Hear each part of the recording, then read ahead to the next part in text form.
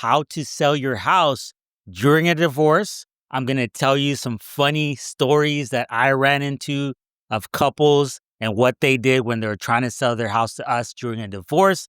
And I'm going to tell you what to do to get that after divorce glow, because everybody knows after you break up with your ex, it's a silent competition of who did better after the divorce. So let's get into it. We had a home seller. His name was Chris. He wanted to sell our house to us. He was going through a divorce. They were already separated. They were living in separate homes, and he actually inherited that home. So he felt that he was entitled to the full home. So he tried to sell it to us. I told him, look, man, you're not going to sell the house without getting your wife's signature. He didn't believe us, so he consulted an attorney, and the attorney told him, yes, you need your wife to sell that house.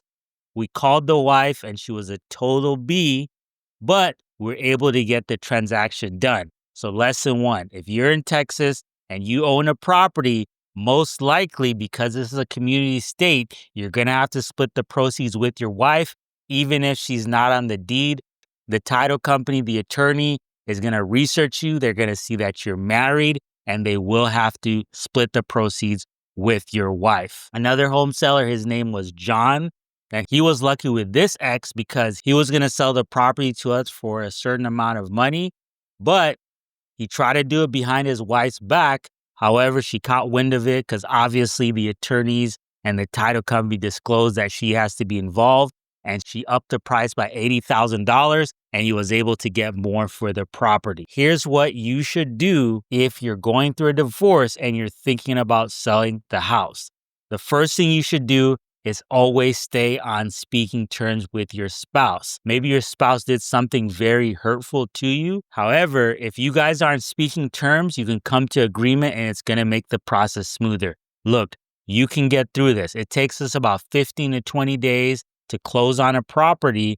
So if you can stand talking to your spouse for 15 to 20 days, then go ahead and do that.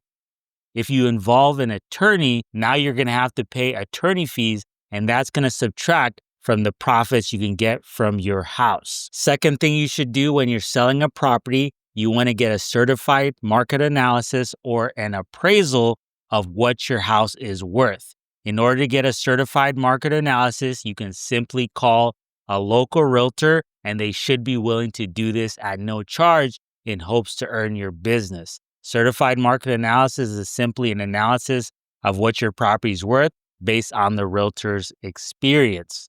Now, if you do use a realtor simply to get a certified market analysis, find a way to compensate them if you're not going to use them for their actual service. Getting an appraisal is going to cost you anywhere from $500 to $1,500. However, appraisal companies are usually used to talking to lenders and realtors that do volumes of business, so it might be difficult for them to do an individual appraisal for you. However, they are out there. And another thing you must do is keep communication documented in case your spouse starts going back on their word. You have documentation of what they agreed to. Now, what if you want to keep the house and there's still a mortgage on that house? What you need to do is you're going to have to talk to your lender and you're going to have to refinance that loan. Now, in order to refinance that loan, you have to qualify for the loan by yourself. If you cannot do that, then you may be forced to sell unless your spouse is willing to give you time to refinance the loan. Now, on the other side, if your spouse wants to keep the house and take you off the property, it's going to be the same scenario. They have to qualify. Oftentimes, the husband makes more than the wife, and it's harder for the wife to qualify to refinance the loan. So oftentimes, the judge will give the wife some time to refinance that loan. However, in the meantime, even after divorce, if that loan is not refinanced and your name is still on it, if she misses a payment, it's still going to report on your mortgage. So make sure that there's a clause that if she misses a payment, then she has to sell the property in X amount of days. The fastest way to sell your property is to go through a cash buyer.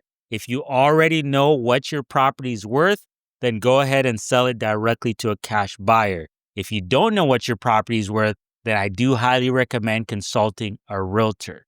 Now, once you know what your property is worth, you can still go directly to a cash buyer, but make sure you compensate the realtor for their time. The reason why I wouldn't use a realtor if I already know what my house is worth is because the realtor is going to get that same investor to buy the property minus the realtor fees.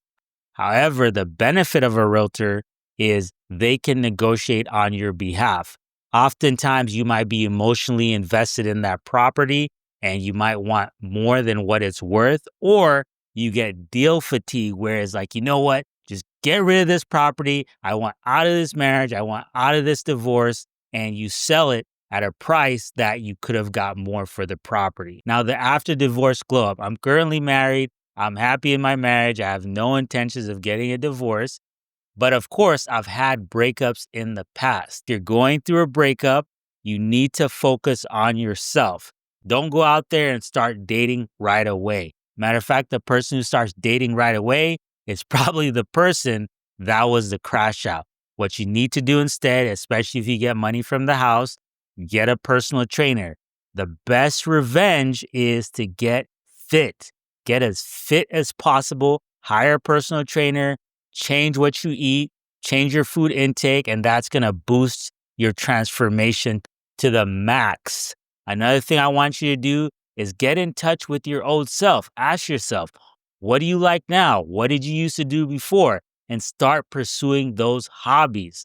Another thing I want you to do is not contact your ex unless you have to. Perhaps, let's say you have kids. And the last thing you can do is you can start going to church, start reading the Bible. That is the best way to heal. I promise you, I guarantee it.